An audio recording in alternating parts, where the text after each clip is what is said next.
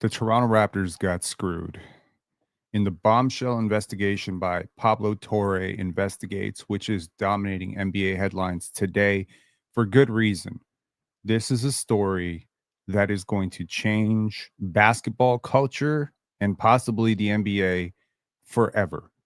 And it is a story with a lot of ties and a lot of intrigue and a lot of drama and a lot of numbers and a lot of fraud and frankly, a lot of broken hearts for Toronto Raptor fans who were maybe thinking when Kawhi Leonard won his lone championship in the North that maybe it was enough to keep Kawhi Leonard notoriously loyal, notoriously frugal in Toronto, the team that, by design of the CBA, could give him the best possible offer for his services. Now, every so often, a story comes along that ties together several of my deepest interests. This is that story. This story ties together not only one of my favorite players of all time, which Kawhi Leonard. This story ties together one of my favorite, if not the favorite team of my lifetime, the Toronto Raptors. This ties together my key expertise as a human being and my key interest, which has been finance. And it also ties together my deepest curiosity as a human being, which is the wealth disparity and gap, and trying to wrap my mortal head around how the super wealthy screw everybody over. This story is heartbreaking in a lot of ways. Try not to be emotional about this, but shout outs to all of you who are here. Shout outs to James Stanton for becoming a YouTube member. We have, according to YouTube, one more day to satisfy our quota of 100 members. Please consider becoming a member. I realize I've had to turn members only chat on, and I promise you I will never do this for a post game live or anything of that sort. But shout outs to the people who have become members. Shout outs to our VIP members. Let's get into this. So, let me summarize this very quickly to you. There is a company that has since dissolved, has since filed Chapter 11, and is a very shady company with the most modest and most aspirational of goals. The company is called Aspiration. Okay, and it is a company that has been under fire for a long time now, and they had a lot of celebrity endorsements from guys like Drake, from guys like Leonardo DiCaprio, Cindy Crawford. And frankly, they were a shady company, which basically was amounting to money laundering with the guys, the well intentioned, front facing guys, of trying to save the planet and solve the world's so called energy crisis and climate crisis. And of course, if you want to be a shady corporation that is basically acting as a money laundering, broker, I think that would be the correct word, broker, a money laundering broker, you're probably going to want to have a front facing image that is impenetrably altruistic or well meaning. And it's hard, to be suspicious of a company that swears that they're trying to save the planet. Now, cap circumvention or circumvention of the cap. So, circumvention of the cap is a term that is basically designed. It's been referenced by current Commissioner Adam Silver, who is notoriously a lawyer, as trying to level the playing field. The NBA each year, each 7 years, 8 years, whatever, they come up with a collective bargaining agreement. The collective bargaining agreement is agreed upon by the 30 owners, and it's basically meant to serve the average team. It doesn't necessarily benefit the cheapest team or the wealthiest team. It's trying to split the difference. It's just like, it's like the collective bargaining agreement from the Players Association is meant to benefit the average player. Now, it doesn't always work out this way. Sometimes dominating voices hoodwink, trick, gaslight the others into agreeing something that is against their favor. But in the case of the CBA, I think, you could argue the owners kind of tricked the players into doing something that was against their interest.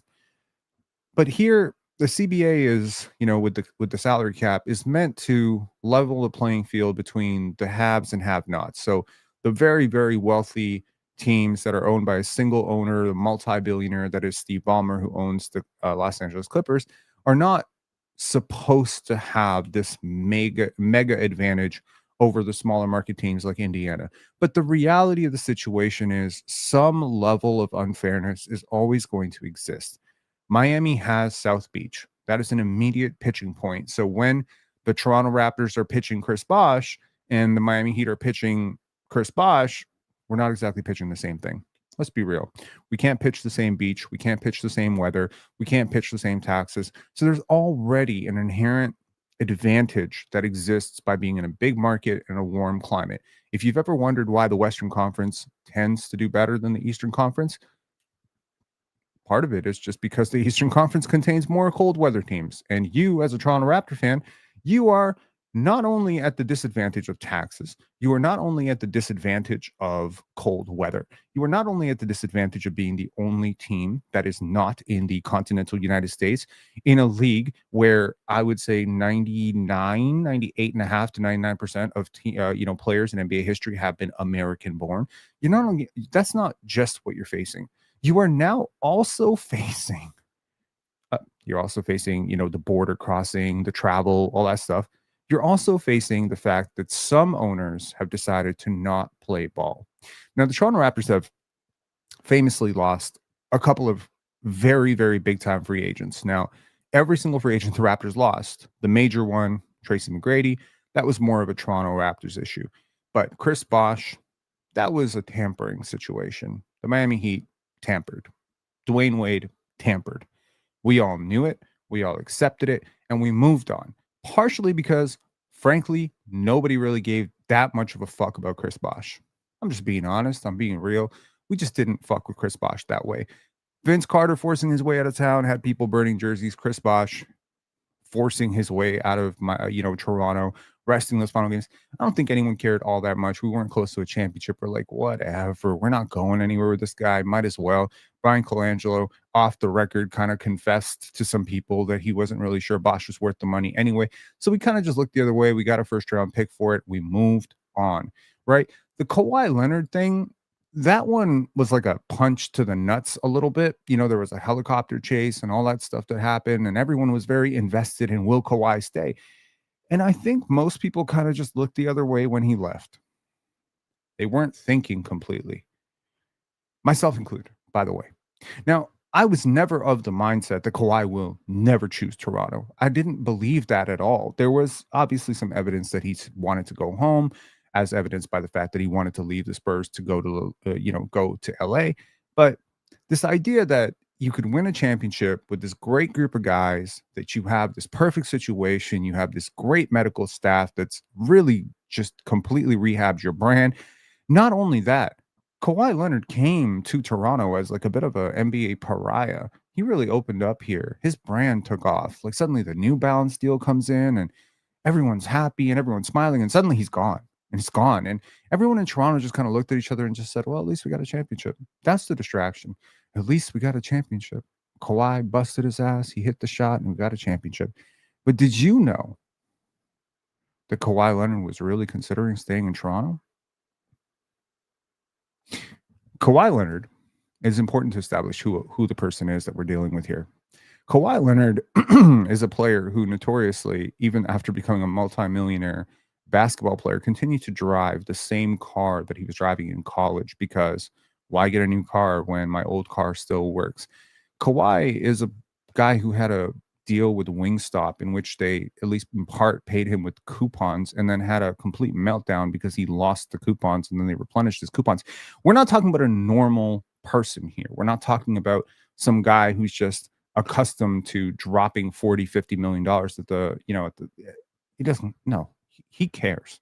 He cares about the dollars and cents. Kawhi Leonard does not work his mind through like a multi-billionaire or a multi-millionaire. Kawhi Leonard is a pretty frugal guy.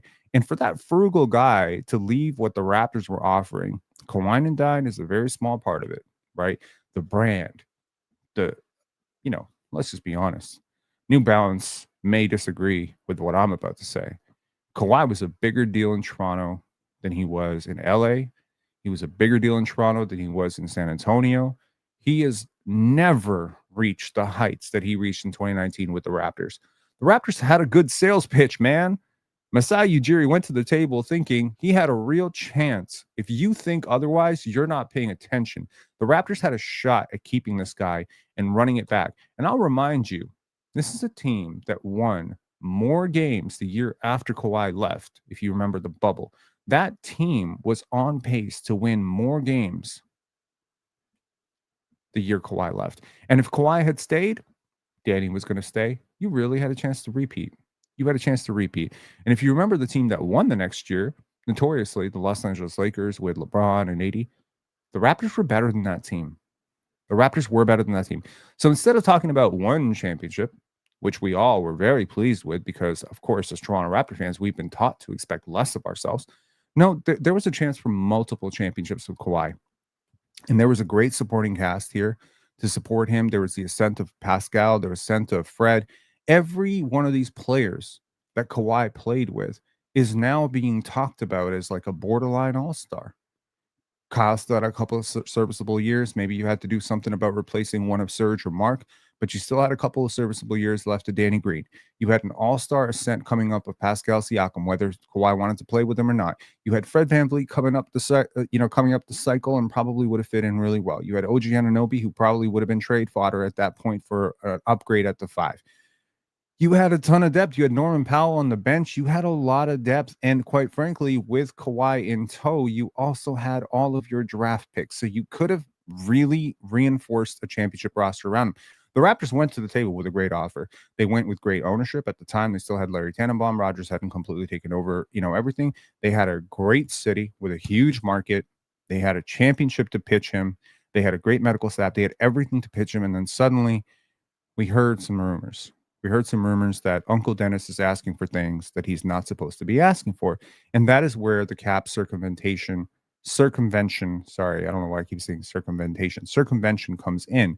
Because again, the Toronto Raptors are already at a prohibitive advantage from the negotiation of dollars and cents to Kawhi Leonard because, one, his competing offer is LA, which is in California, which is a notoriously high tax state. He's not going back to Texas. He's not going to Houston. They didn't have the cap space. He's not going to San Antonio, burned the bridge.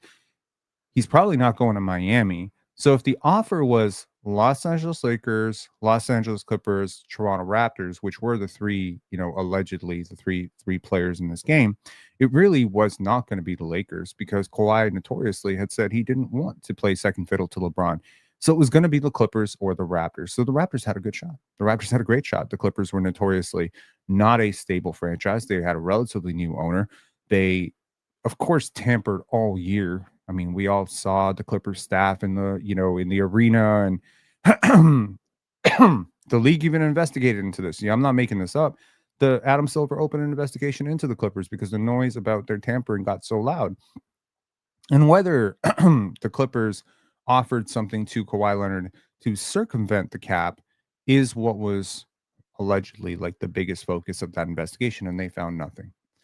And then some time went on and no championships were won in LA. And then today, September 3rd, the bombshell drops. There's a huge, huge payout to Kawhi Leonard, the sum of $28 million. And that's probably the tip of the iceberg. That's probably what we found. There's probably more. And that entire thing brings me to Steve Ballmer, Aspiration, and this entire scandal. Let's look at what a former Aspire employee had to say about this very weird deal with Kawhi Leonard. His voice has been muffled to protect his identity. You discovered Kawhi Leonard's endorsement agreement with Aspiration? Oh, it was within the first 30 days of my employment with the company. And I didn't so much as discover it as I was told about it. What was your reaction? What were you told? My reaction was, what the f***? And I was told, like, oh, these are the major contracts and the major players you really need to be aware of. And we went through a litany of, really, really top tier name contracts. And then, oh, by the way, we also have a marketing deal with Kawhi Leonard. I'm going to pull this off for a second and just expand a little bit. Aspire is now a defunct company. If I were, hypothetically, let's just say I'm an unscrupulous, corrupt person. Let's say I own the Sacramento Kings and I want to lure Kawhi Leonard. The CBA restricts how much I can pay him. But if I'm a multi-billionaire owner, here's how I would circumvent the cap. I set up, I mean, there's a million ways you can do this, right? There's the ways that I'm okay with. Okay. Here's the cap circumvention that I'm okay with. And I'm only okay with it because every team offers this and it doesn't give you an advantage. I'm okay with you offering Kawhi Leonard's family employment within the organization. You know, couple of uncles, a nephew here and there. We'll get your nephew ball boy. I'm okay with that. I'm okay with that. It's not ethical. It can't be written in writing. It is technically, tampering, but I'm a little okay with that. I'm okay with you negotiating with him before the 6 p.m. deadline because every team does it, and I'm not going to throw a fit about it. I'm not going to be like, "Oh my god, I can't believe you talked to him before 6 p.m." No, I know you talked to him before 6 p.m. because the contract is signed at 6:01, so I know you talking to him before. That's not necessarily what happened with Kawhi because they played it out very well in the public sphere. Like, "Oh my god, he's really coming to Toronto. Oh, he's going to LA. La la la la. Oh, he really hasn't made up his mind." No, we know that. And Jalen Rose famously, predicted that the Raptors were going to get him and then ended up being wrong. We'll never know 100% until, Kawhi himself or Uncle Dennis, Dennis Robertson comes out and says, this is exactly what happened. But the rumors at the time were that they weren't okay with what the Raptors were just offering. They wanted other things too. Now, here's again what I'm okay with: roster demands, right? Load managing demands. Again, none of this stuff can necessarily be written into writing. You cannot write into Kawhi Leonard's contract, we promise to trade Pascal Siakam, but it can be sort of negotiated that you will, right? Players do this all the time. I don't know what to tell you. Star players have power that normal mortal players don't. And star players are able to say, you know what? I really want to play with Denny Avdia. I really want to play with Denny Avdia. Can we make a trade for him? I'll sign on the dotted line the minute you have a trade for him. You can do that. It's not legal necessarily, but I'm okay with it. I'm okay with that. So when Kawhi Leonard's camp came to the Raptors and said, we don't really believe in Pascal and Kyle, we would rather Kawhi play with Paul George and Russell Westbrook. And, if we have to compensate some first round picks, that's the only way we're going to sign.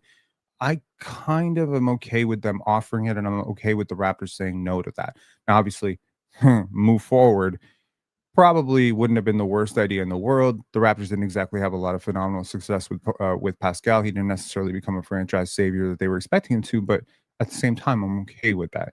I'm okay with you getting your trainer onto the coaching staff. I really am. I'm okay with you having your favorite assistant from your former team or from your collegiate team getting onto the staff as a G League coordinator. I'm okay with that. I'm okay with your aunt, being the assistant to the traveling secretary. These are things that I'm kind of okay with. I'm not suggesting you do it, but I'm suggesting other people do it. So I'm okay if that's what you need to do to level it out. What I'm not okay with, but what I would ultimately have to do if I really wanted to nudge the needle in my way, is open up an LLC, put $300+ million into the pockets of some shady ass company that allegedly plants trees to save the world.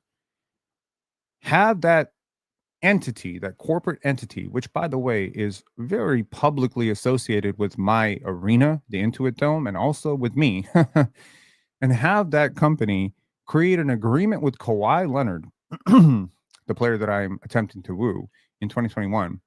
And the terms of that agreement are as follows.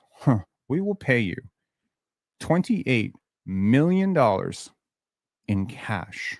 That's important too because it circumvents the taxes. We will pay you $28 million in cash, $7 million a year for 4 straight years, and you don't have to do anything for it. That $28 million that they agreed to pay Kawhi Leonard across 4 years has only one breach or one termination clause, one thing that Kawhi could do. There's a part in the contract that is written that anything he doesn't want to do, social media posts, autographs, public appearances, planting trees, whatever the fuck. If he doesn't want to do it, if it's against his beliefs, he doesn't have to do it. To this day, Kawhi Leonard has not publicly ever posted about Aspiration.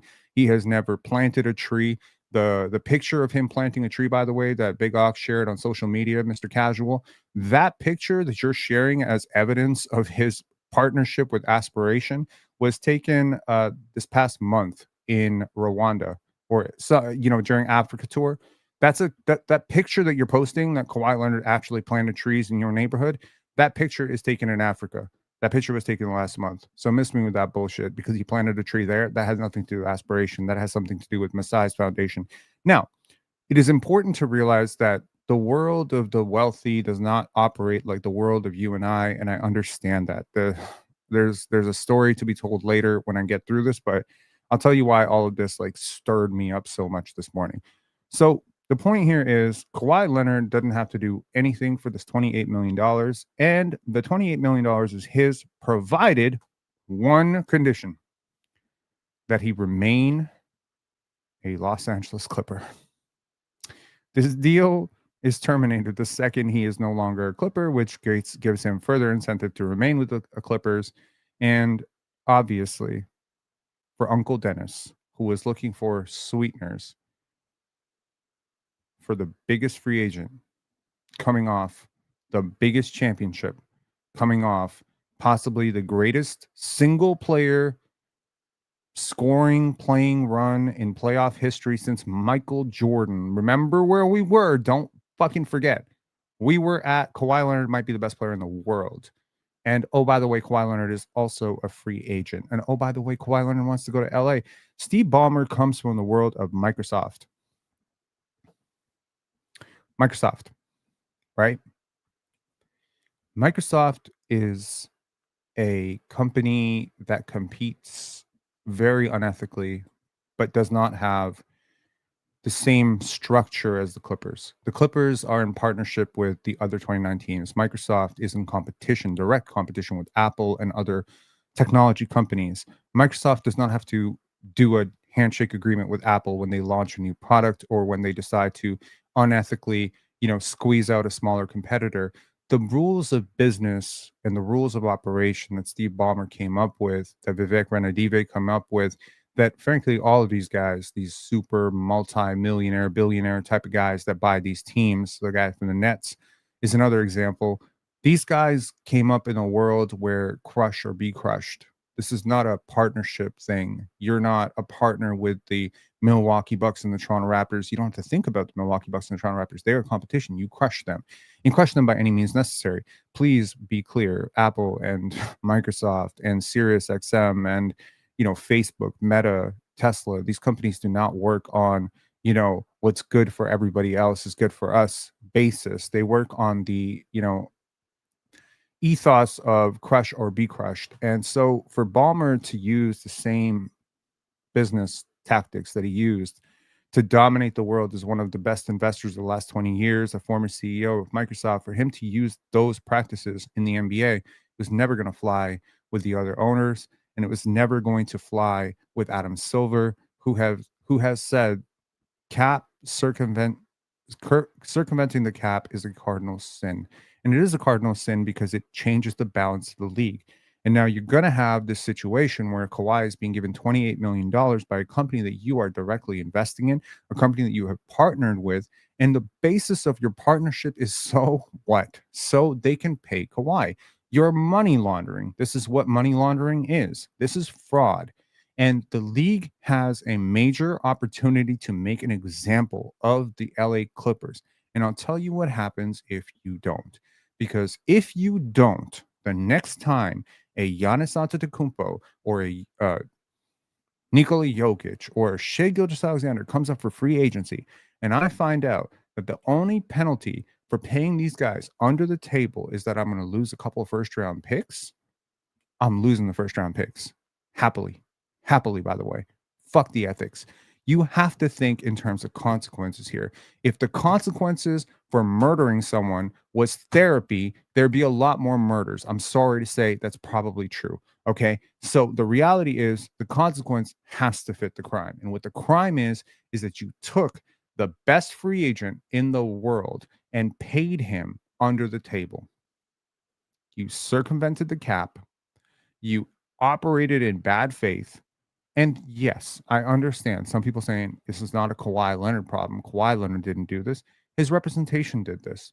His representation went up and extorted the Lakers, the Raptors, and the Clippers. And they said, we know how much you can pay us. Now, what else can you pay us? And the reality is the Raptors allegedly were told that you needed to promise $15 million. This is a report. I'd heard something else actually.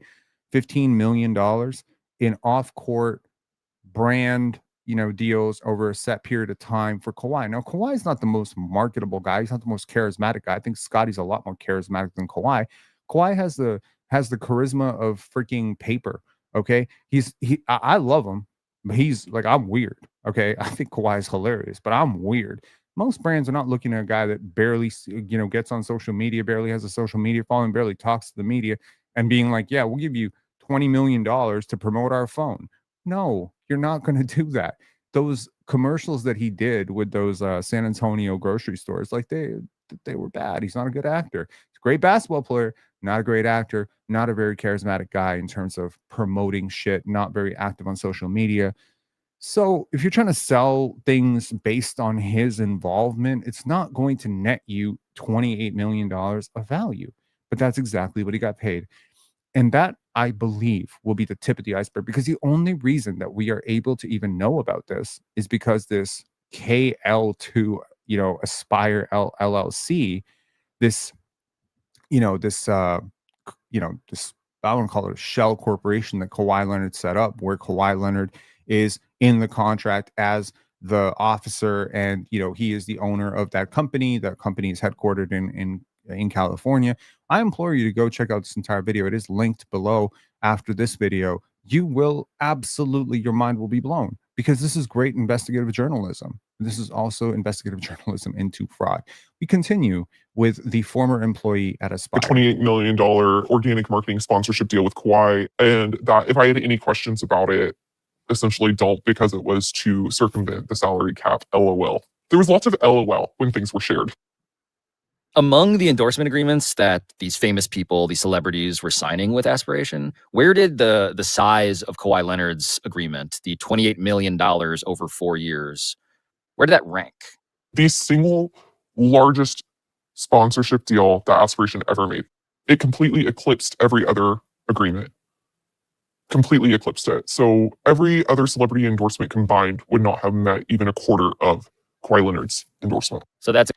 Who would you rather have promote your business, Drake or Kawhi? Who would you rather have promoting your business, Leonardo DiCaprio or Kawhi? It's not only that he was paid $28 million, it's that he was paid so far and above more to do so much less than the other celebrity endorsers that it is so clearly evidence of fraudulent activity. Including Leonardo DiCaprio and Drake and Robert Downey Jr. and Cindy Crawford and everybody else. Kaya Gerber, Patty Gonia, who's a famous environmentally friendly drag queen. God bless her. Did you ever see proof of Kawhi Leonard marketing or endorsing Aspiration in any way? Never, not once. The single largest payment to an individual for marketing that Aspiration ever made has completely evaded all press. It's honestly incredible. And it was a very strong pain point for our marketing team. And honestly, like altruistically, like their job is to get Aspiration's name out there. They don't understand why the largest part of their budget that they've actually blown is not delivering. I should say that we here, Pablo Torre finds out, attempted to reach out to Kawhi Leonard through the Clippers, through his agent, and through his uncle Dennis, of course, with interview requests followed by detailed questions. But Kawhi's personal team did not respond before our deadline. The Clippers, however, provided a statement on behalf of the organization and owner Steve Balmer, which reads in part, quote, "Neither Mr. Balmer nor the Clippers circumvented the salary cap or engaged in any misconduct related to Aspiration. Any contrary assertion is provably False. In the words of someone wise, y'all are doing too much. It's very obvious to a person with 2 brain cells that this is exactly the type of deal that the Raptors wouldn't sign with Kawhi. Now, why didn't the Raptors just pay up? Were they being cheap? No. Were they being ethical? No. They were being observers of risk management, because the fallout of this, if the league decides to play hardball with this, is so extreme. I'll remind you that Kevin Garnett's prime in Minnesota was cut due to a series of 1-year contracts signed by former first overall pick Joe Smith, in which Joe basically signed 1 year short deals, and the league caught on to what they were doing and then fined the Minnesota Timberwolves, I believe it was 5 first-round picks. That was nothing compared to this. Joe Smith? What are we talking about? The punishment must fit the crime is what I'm saying. I believe the correct punishment for this is, number one, because Kawhi was technically an employee of the Toronto Raptors when the initial evidence of tampering started, which started with, the Clippers showing up to the Raptors games and stuff. Because it resulted in a loss of an NBA champion losing their best player, a move that is unprecedented. No finals MVP has ever changed teams. Because of the unprecedented nature of this, I believe the league owes the Raptors a very, very big compensation for this. What is that compensation? I don't know. Maybe it should be to the tune of 2 to 3 first-round picks. Maybe it should be the termination of Kawhi's contract, although I'm not really sure what that would do at this point. It's not like the Clippers are going to win a championship this year. Something must be done. Something has to be done, because if you don't do something about this, you will inspire copycats. Because risk management says you have to weigh the pros and cons of your decisions, right? If I tell you right now, right? Again, risk management, right? If I tell you right now that I will pay you $1 million to eat some Tylenol, right? 1 pill of Tylenol, and that one of the pills of Tylenol in the bottle is not really Tylenol, but rather some medication that's going to make you violently ill for a couple of days, but it's not going to be life-threatening. And you have every reason to believe me, you will take that $1 million 20 times out of 20. However, if I tell you that there are 5 pills in the bottle and 2 of them will kill you, you might have to think very differently about the calculus on that deal. Now, you may still take it because you're a risk seeker and you're a thrill seeker, and some people do certainly risk 25 years of jail time to steal, $50. Some people do. But for a multi-billion-dollar organization like the Los Angeles Clippers, and for every other team in the league, which is now a billion to multi-billion-dollar corporation, you must levy a fine that shows teams why the risk is not worth the reward. This is just a risk management equation, and the NBA determines what is the consequence here. The reason the Raptors probably didn't want to do this, and the reason Steve Balmer was able to do this, comes down to the ownership structure of how the Raptors are owned and how the Knicks are owned. And frankly, single owner teams are able to do things very differently. You see Mark Cuban, very public facing. You see Matt Ishbia, a lot of podcasts, a lot of public facing. You see Vivek Ranadive, a lot of podcasts. These are individual owners. They are independently wealthy. They made their money through companies and, work in finance industries and whatever. And now they are able to independently use their money. Usually they're not sole owners. They're partial owners or majority owners. And they're able to independently finance the purchasing of a team. That's different than the Toronto Raptors. The Raptors don't have an individual owner. I mean, in theory, Larry Tannenbaum was the front-facing guy who owned a large chunk of the team, but he was not the complete owner of the team. I mean, you had Bell, Rogers. These are publicly traded companies. Publicly traded companies come with a completely different set of risks, because now the company opens itself up to the exposure of risk, and now you're dealing with stockholders and boards. And this is let's say, the mom and pop store of the LA Lakers under Jeannie Buss versus the corporate entity that is the Toronto Raptors. This is a very different situation. It's a very different, equation. And if Larry Tannenbaum goes to the board and is like, hey, this Uncle Dennis guy, he'll agree for Kawhi Leonard to stay, but we got to hire his niece. They might have said, yeah. They might have said, yeah. They might have said, that's just so small a thing. We can probably just brush it under the table. If they said, Kawhi Leonard agreed, but he has demanded that he will have use of Larry Tannenbaum's jet whenever he wants. Again, very small, very hard to prove, minor.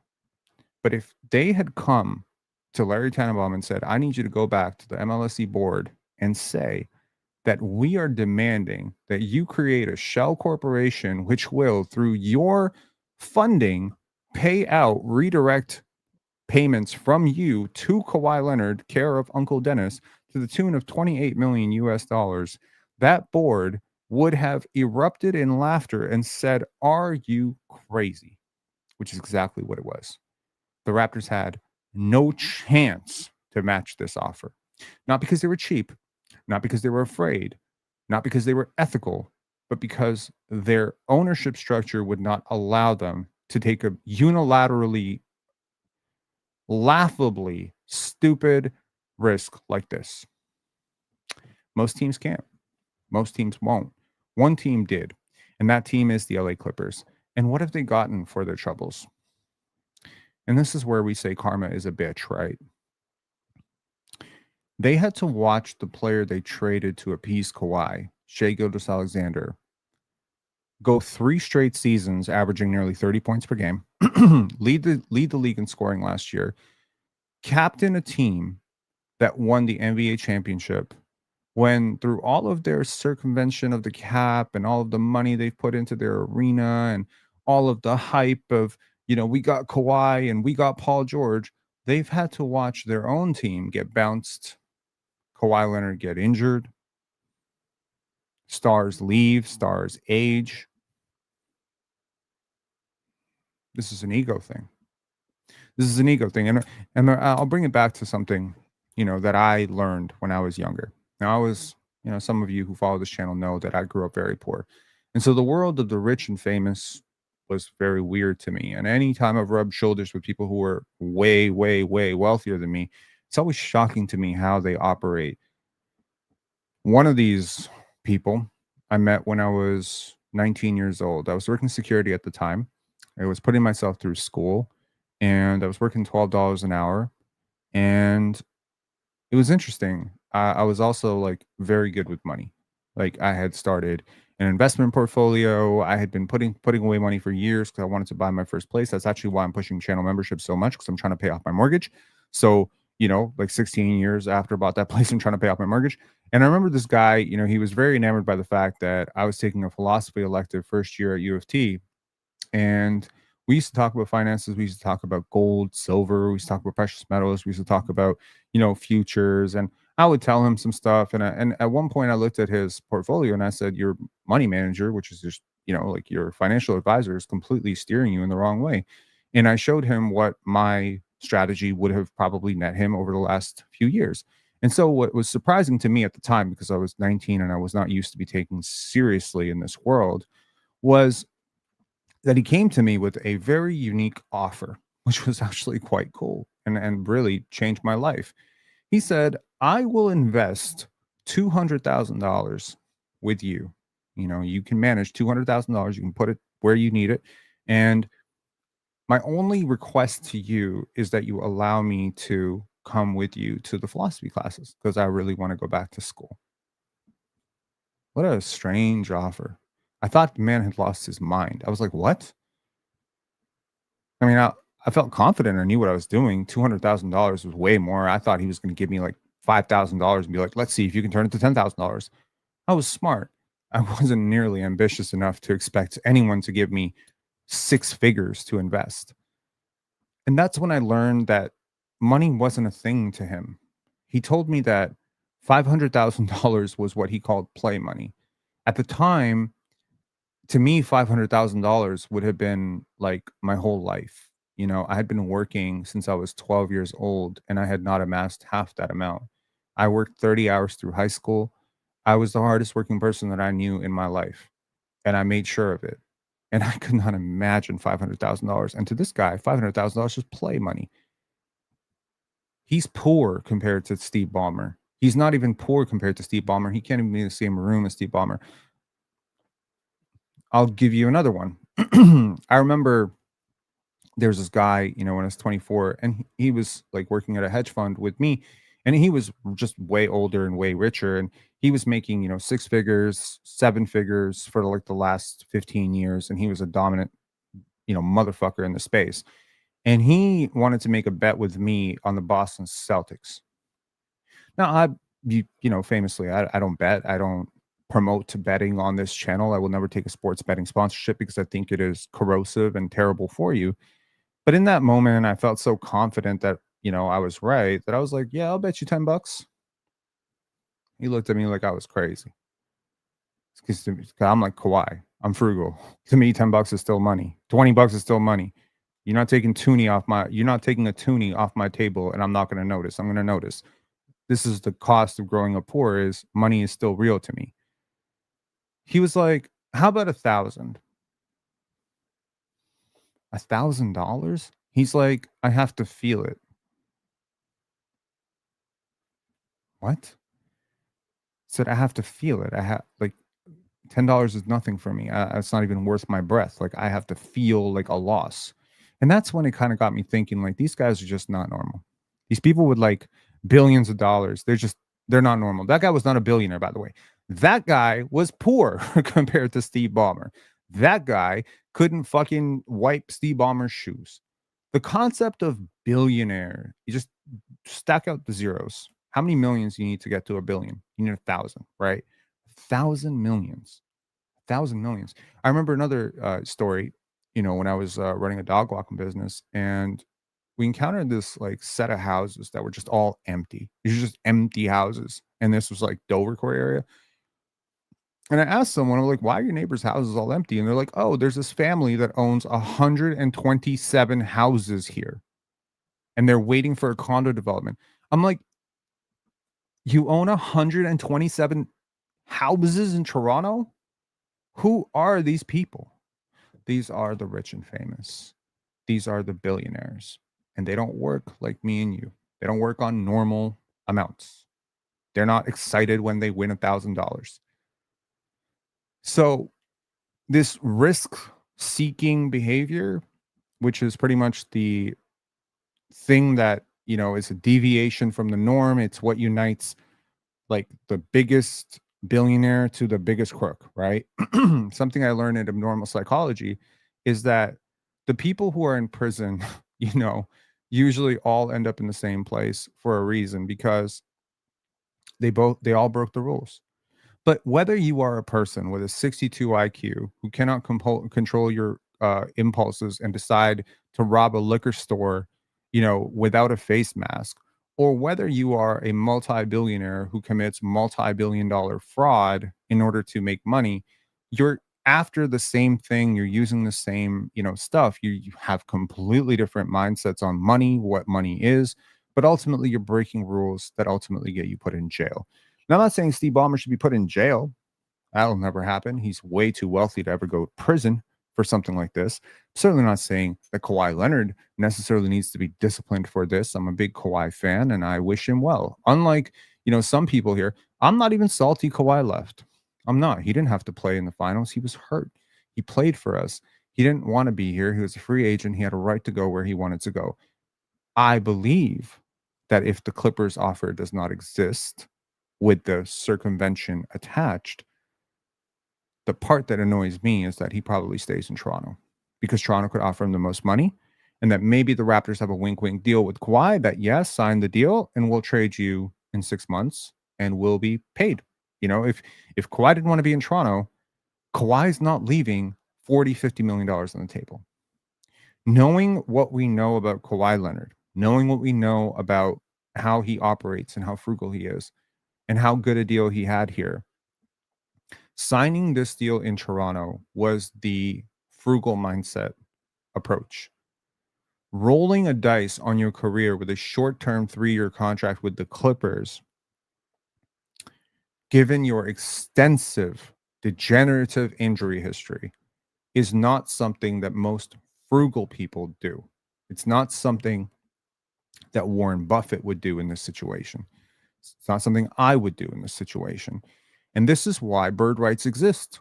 Bird rights exist to give the Toronto Raptors an advantage when going to Kawhi Leonard. And Steve Ballmer said, fuck your bird rights, forget tampering rules.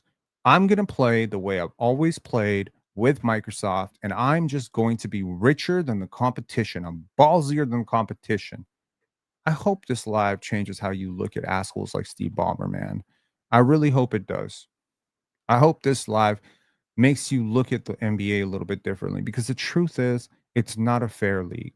It's not a fair league. I'm not saying it's rigged. I'm not saying any of that. I certainly wasn't the one doling the bells of conspiracy when Cooper Flag went to Dallas, and it was just so convenient that they lost the star who went to the. I'm not a conspiracy theorist. Please understand. This is I hope to God that you do not come to PENSARE Basketball to hear conspiracies. No, I am someone who is calling out something that is real. The Fred shit was real. Okay, this is real. It's not a conspiracy. This is not a conspiracy. Yeah, it still has to be proven in court. Whatever.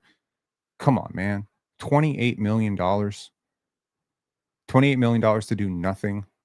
A provision in your contract that says the contract is only binding until you are, as long as you are with the Clippers. That's not a conflict of interest there. Drake doesn't have any clauses in his contract that says, you got to be the CEO of OVO, like whatever. There are provisions in all contracts. There are outs for companies that they write in through their lawyers that, hey, if you get arrested, we have a right to terminate this contract. If you retire, we have a right. Yeah, but that language is missing from Kawhi's contract. He can do whatever the fuck he wants. He can, if it's not within his beliefs, he doesn't have to do anything for this company. Who's paying $28 million for that? Nobody. And I would totally understand the idea that they just wanted Kawhi because Kawhi is this mega star, whatever. But he didn't do anything for them. He's done nothing for them. He's never talked about them. He's never planted a tree for them. He's never signed an autograph for them. He's never made a social media post about them. There's nothing to suggest that they have received a dime of benefit from this, except they did receive a benefit. And that benefit was directly from Steve Ballmer's LLC, a $50 million contribution from Steve Ballmer. Additionally, a partnership with the LA Clippers. And that partnership, of course, culminates in them being the brand sponsor for Intuit Dome, this well-meaning propagandizing, we're trying to save the environment. We have the most sustainable arena in the NBA. We are environmentally conscious. Fuck that noise. I tell you, when I meet people, shout outs to vegans. Any vegans in the chat? Shout outs to you guys. Shout outs to vegans. Shout outs to animal rights activists. Shout outs to the racially, woke. Shout outs to gender rights pushers. Shout outs to the people who are against abortion. Shout out to the people who are against war. Shout out to the people who are pro-Palestine, pro-Israel, whatever you're pro.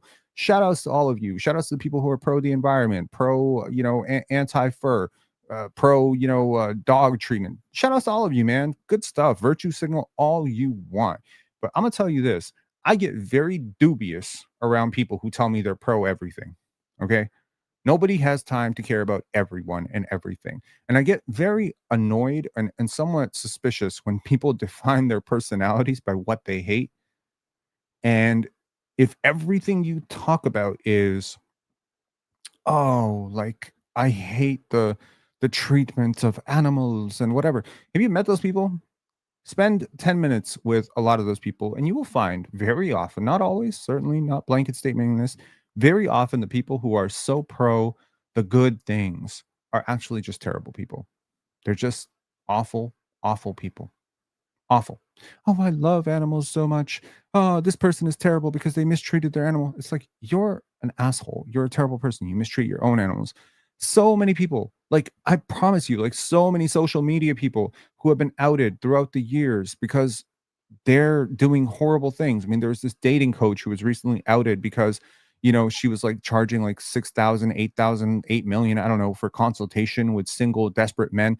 turns out she's like sleeping with someone's husband. This shit happens all the time. These gurus, these, you know, like these advocates of shit, like these woke princes and princesses, very often just end up being virtue signaling to distract you from the fact that they're just really shitty people. Some people have like an amazing attention to their public image, and my question becomes, is that armor or is it virtue? Right? This is armor. This is armor, so that when the allegations inevitably do come out, people are able to immediately squash them and say, but that person would never. That person donated $20 million to animal charities last year. How dare you? What have you done for animals? Well, therein lies the point, right? When you have this much money, you can wow people with very little of your money. Some people get bought, and they probably paid a lot of money to a lot of people to keep this secret. But now that this company is going under, people are talking. People are talking. People like this ex-employee are just the tip of the iceberg.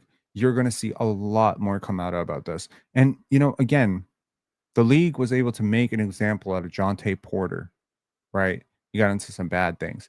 The league was able to make an example out of Tim Donaghy. Does that completely erase the doubt in your mind that certain referees just seem a little too crooked for it to be convenient? Does that not raise suspicion?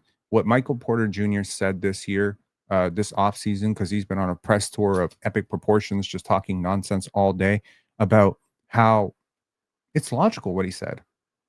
If you know a whole bunch of your friends get paid off of you saying that you're going to be like not feeling so well and maybe you're going to dip out in the first quarter, they could all make $10,000, $20,000. $10,000, $20,000 is a lot of money to people.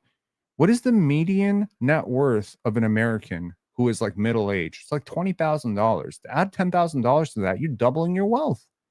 $10,000 changes a lot of people's lives, man. And NBA players don't come from the most privileged backgrounds. There's a phenomenal amount of corruption that goes on in the NBA. I'm positive the Raptors have engaged in some level of corruption on some level with Masai and Bobby. And like these guys are not oblivious to the rules of the game and the unwritten rules of the game. Okay.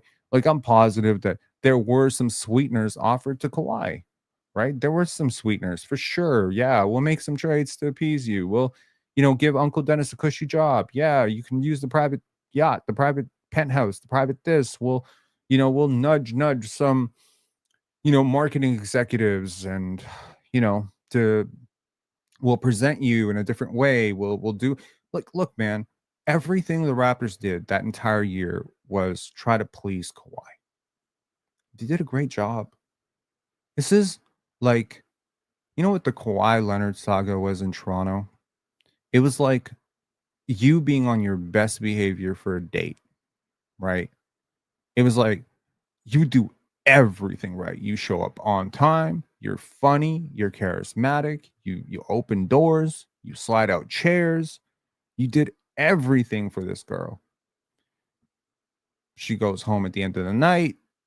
Everything's great. Win a championship. Wake up the next morning, find out she's actually married. That's a little bit what this is like. It's a little bit what this is like. And it's sad. It's sad because Kawhi is one of my favorite players. He's been one of my favorite players since college.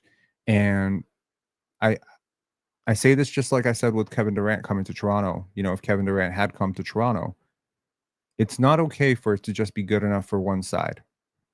Kawhi being in Toronto was good for Kawhi. It was great for Kawhi.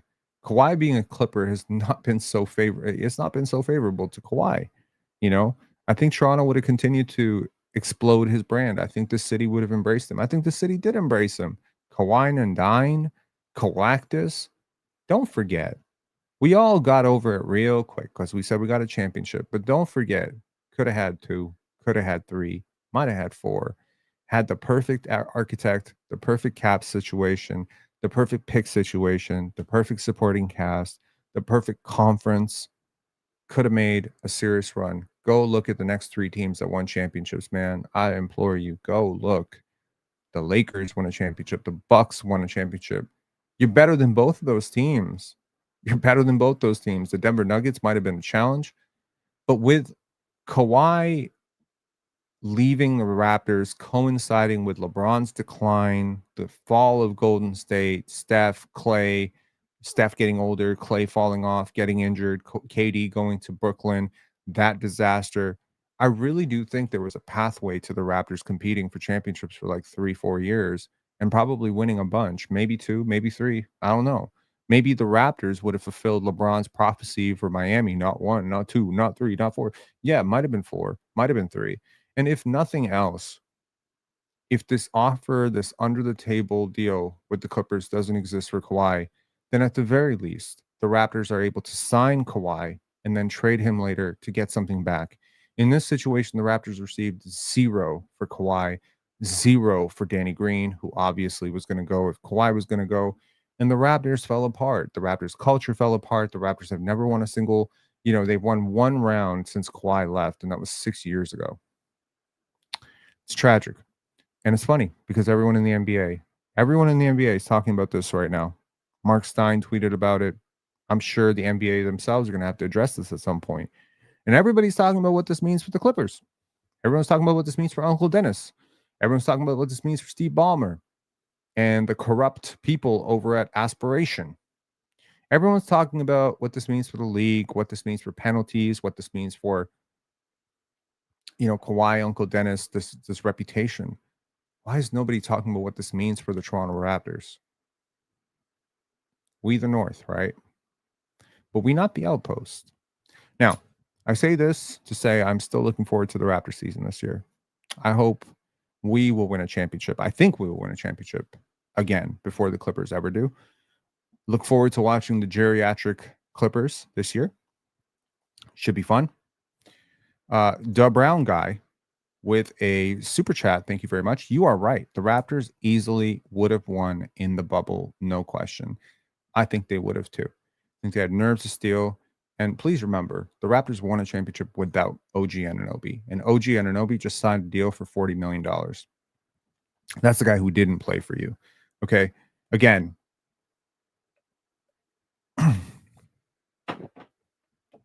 Kawhi doesn't leave. Pascal doesn't get thrust into a role he doesn't have to be in. The what if game, we can play it till we're blue in the face. But we went to Tampa. We got my favorite player in the NBA, Scotty Barnes. I'm okay. Remember that Colin Cowherd clip where he's like, LeBron, we're good. We got Ben Simmons. We're good. Let me do the same thing with Scotty Barnes. We're good. We're good, Kawhi. You injured. You gave us your last really great season. That's not even true though. Honestly, he balled out for the Clippers the next 2-3 years. Let's ignore that. No championships, no deep playoff runs, no finals appearances. If the last time we ever see Kawhi Leonard in the finals, and probably will be the last time we ever see Kawhi Leonard in the finals, is Kawhi versus Golden State playing for the Toronto Raptors, then I hope that people in the NBA will remember Kawhi most as a Toronto Raptor. Because he was a role player for the Spurs in a small market, and he has been a disappointment for the Clippers. But for the Raptors, he was great. He was great. Kawhi made the wrong move that day. Uncle Dennis made the wrong move, and Steve Ballmer certainly made the wrong move. But you made the right move coming to this live. Thank you very much. Appreciate you very much.